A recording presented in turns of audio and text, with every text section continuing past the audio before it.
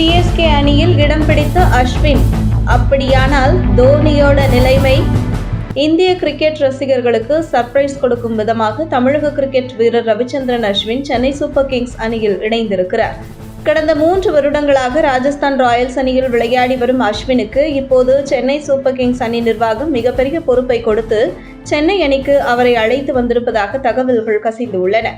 தற்போது ஐபிஎல் போட்டிக்கான ஏலம் எதுவும் நடைபெறவில்லை. ஆனாலும் சென்னை அணி நிர்வாகத்திற்குள் அஸ்வின் நுழைந்திருப்பதாக கூறப்படுகிறது. ஆம், ஐபிஎல் கிரிக்கெட் தொடரின் முன்னணி அணியான சென்னை சூப்பர் கிங்ஸ் அணியின் செயல்திறன் மையம் சென்னையின் புறநகர் பகுதியில் புதிதாக திறக்கப்பட உள்ளது. இனிமேல் இந்த மையத்தில்தான் சென்னை அணி வீரர்கள் பயிற்சி பெறுவார்கள் என்று கூறப்படுகிறது. அந்த மையத்தின் தலைமை பொறுப்பை அஸ்வினுக்கு வழங்கியுள்ளது சென்னை அணி நிர்வாகம். எனவே அந்த மையத்தில் பயிற்சி பெறும் வீரர்களுக்கு ஆலோசனை வழங்குவது, எந்த மாதிரியான பயிற்சி அளிக்க வேண்டும் என்று முடிவெடுப்பது என அனைத்தையும் அஸ்வின் தான் தீர்மானிப்பார் என்று சொல்லப்படுகிறது.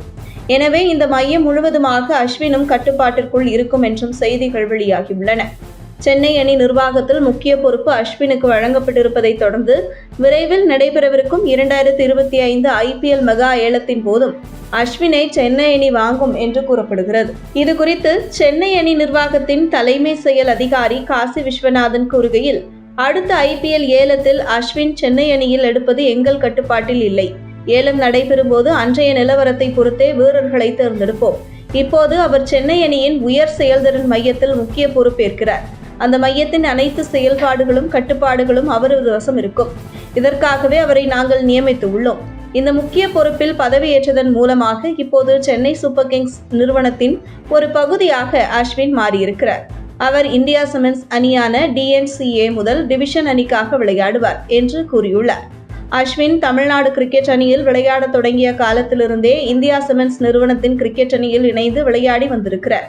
அதன் பிறகு தனது கிரிக்கெட் திறமையால் படிப்படியாக ஐபிஎல் கிரிக்கெட் போட்டி மற்றும் சர்வதேச கிரிக்கெட் போட்டிகளில் விளையாடும் வாய்ப்பை பெற்றார். குறிப்பிட்ட காலம் இந்தியா சிமெண்ட்ஸ் நிறுவனத்தின் அணியில் விளையாடி வந்த அஸ்வின் 2016ஆம் ஆண்டு அந்த அணியில் இருந்து விலகி அதன் போட்டி நிறுவனமான கெம்ப்ளாஸ்ட் நிறுவனத்தில் இணைந்தார்.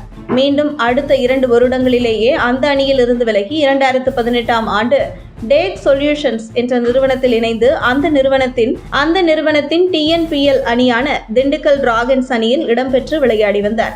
இவ்வாறு பயணித்து வந்த அஸ்வின் தற்போது மீண்டும் தனக்கு முதல் வாய்ப்பு அளித்த இந்தியா சிமெண்ட்ஸ் நிறுவனத்திற்கு திரும்பி இருக்கிறார். இந்த நிலையில் அஸ்வின் அடுத்த 3 ஆண்டுகள் சென்னை சூப்பர் கிங்ஸ் அணியில் விளையாடுவார் என்று எதிர்பார்க்கப்படுகிறது. அதே நேரத்தில் தோனி சிஎஸ்கே அணியில் விளையாடுவாரா, ஓய்வு பெறுவாரா என்கிற குழப்பம் தொடர்ந்து நீடித்து வருகிறது.